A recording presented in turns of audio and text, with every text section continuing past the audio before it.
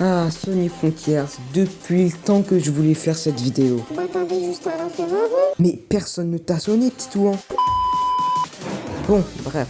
Maintenant, on va se mettre aux choses sérieuses. Avant ça, on va parler du cyberspace. Ils sont super amusants et jouissifs à jouer, mais ils sont beaucoup trop courts. Et les environnements ne sont pas assez variés. Ce sont les mêmes environnements que dans Sonic 1 de 1991, Sonic 2 et Sonic 3 et Knuckles. Même le level design est du recyclage. Par exemple, le cyberespace 1.4 est recyclé d'un niveau de Sonic Génération. Oui, mais c'est justifié dans le lore. Bon, pas grave. Pour les derniers au fond de la classe qui n'ont pas joué au jeu, en fait, les cyberespaces sont des environnements créés par les souvenirs de Sonic. Mais le vrai problème, c'est que Sonic, il a beaucoup plus de souvenirs, donc de jeux. Ça veut dire qu'on a beaucoup de choix dans les environnements. Par exemple, moi, j'aurais bien aimé avoir Sweet Mountain. C'est bon, t'as compris, Titouan? Oui, mais reste moins bien que Shadow Génération. Je vais le démarrer, cet enculé.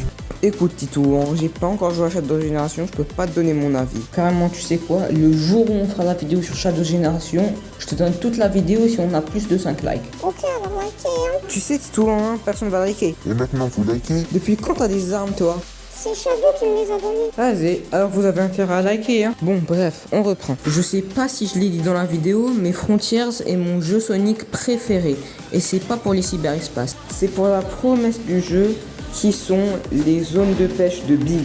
Plus sérieusement, ce qui m'a poussé à acheter le jeu, c'est l'open zone. C'est un renouveau de la formule et pour moi, un rêve de gosse qui se réalise. Courir dans de grands espaces avec un personnage aussi rapide que Sonic, c'est juste une super expérience. En plus de ça, il n'est jamais vide. Il y a plein de mini-boss sur la map et de rails à explorer et de petits parcours. En parlant de mini-boss, j'adore le design et les combos de ninja. Bon, je dis ça, mais l'open zone a aussi quelques points négatifs. Par exemple, le popping. Mais à part ça, moi, je vois pas trop de défauts. En plus, avec le DLC, on a un nouvel ajout. C'est le Jukebox, qui nous permet de sélectionner n'importe quel OST de n'importe quel jeu Sonic. Je vais pas vous mentir, quand j'ai débloqué City Escape, c'était vraiment bueno. Et là, on va attaquer ma partie préférée, qui est les boss. Ils sont juste parfaits. Ils nous permettent d'utiliser pleinement l'arbre de compétences. Et ils ont aussi les meilleurs OST des jeux Sonic. Tant qu'à Super Sonic, c'est la première fois qu'il est maniable dans un jeu Sonic 3D. D'ailleurs, le meilleur boss de Sonic Frontiers, c'est Wyvern, je veux rien savoir.